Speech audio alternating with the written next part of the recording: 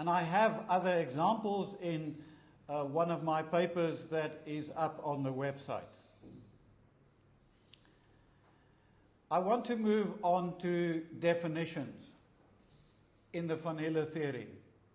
And perhaps to first refer to Hans Freudenthal, who writes in his book, Mathematics as an Educational Task, that the Socratic didactician would refuse to introduce the geometrical objects by definitions. Because in genuine mathematical research, most definitions are not preconceived, but in most cases, the finishing touch of the organizing activity. It usually comes at the end. And he says the child should not be deprived of this privilege. And I think we often make a mistake in mathematics education where, and this stretches from mathematics education at school level up to university level, where almost invariably when we introduce mathematical objects, we introduce them via definition. Let me give you an example of how we could do it differently according to the Van Hiele theory. For example, we could introduce, and this is an example from my book, Rethinking Proof with Sketchpad, but it applies equally well to other kinds of software like Abri, GeoGebra, etc. One could introduce students to a concept, a isosceles trapezium, without any formal definition, by just saying a figure like this is called an isosceles trapezium. And then for them to investigate cardboard copies of the figure, but also dynamic geometry versions of it, where they can drag it and explore different shapes it could possibly be transformed into, even into a shape perhaps like this, and also into different orientations. And I think this is very important, that students can visualize it in different orientations, that the parallel sides need not always be horizontal. They may in fact be vertical if we were to turn it in a position like that.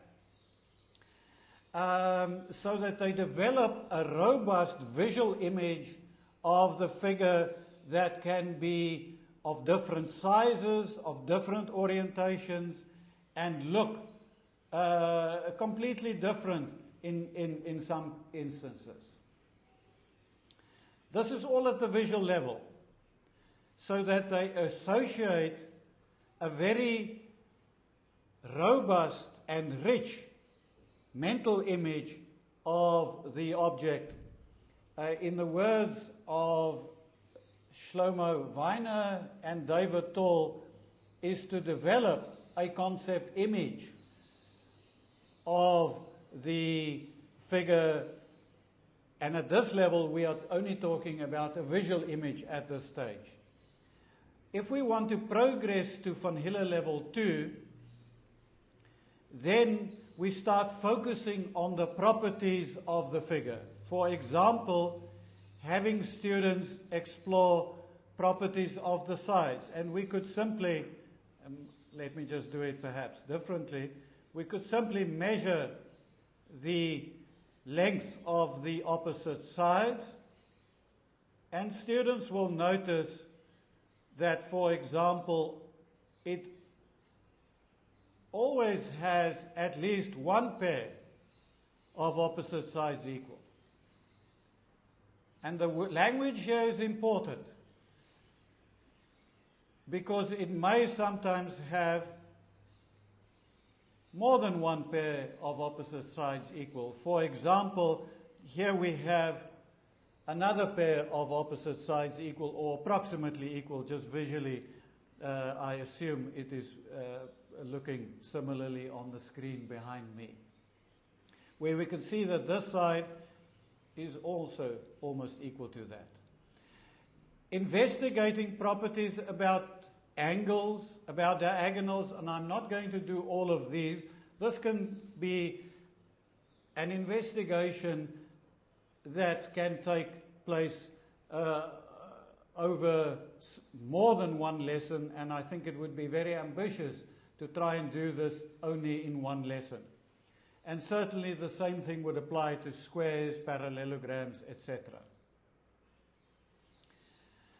I would also suggest that at this level one introduce proof for the first time, and proof as a means of explanation, not as verification, because clearly they can see that the opposite sides are always equal, or at least one pair of opposite sides are equal, even when I have a crossed version of the same figure. They do not need conviction at this level. But what they do not have is an explanation. Now, why is AB equal to DC? The easiest way to explain it for students at this level would be, and this is Van Hiele level 2, would be in terms of symmetry. Clearly there is a line of symmetry here, and this is perhaps best shown with a cardboard version of a figure like this, where they can actually fold it around its axis of symmetry, where they can see that this line here will exactly fold onto that one. With the software, one can of course illustrate it by marking that as a line of symmetry, and by reflecting it around that axis, it will map exactly onto this side. But it is perhaps not conceptually as good as when they actually physically fold it on top of each other. And to me, that is a proof. Similarly, they can explain why this angle is equal to that one, and why this angle is equal to that one, again via symmetry.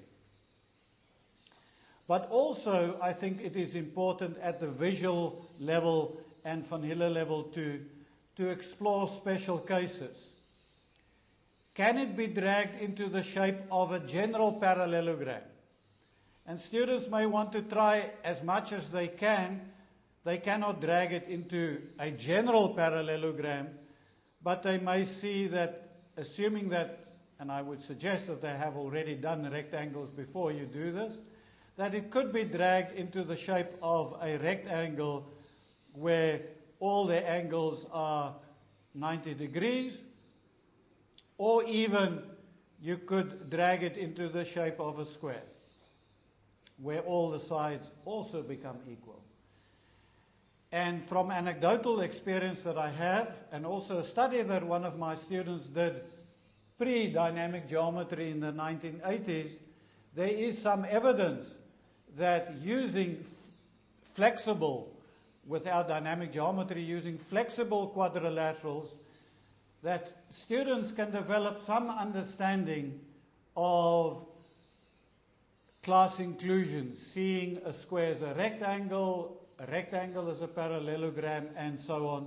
And I think it is very important to try and develop this as early as possible in the Van Hiele theory, and not to wait until they reach Van Hiele level 3, because research clearly indicates that once they have developed this partition view of squares and rectangles as separate from each other, it is very, very difficult to change that.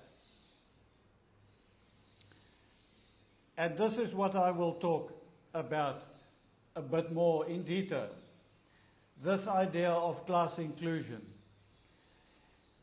Research has shown that in a traditional geometry approach, where focus has not been given much to class inclusion at the first level, that students typically will develop partition definitions for themselves.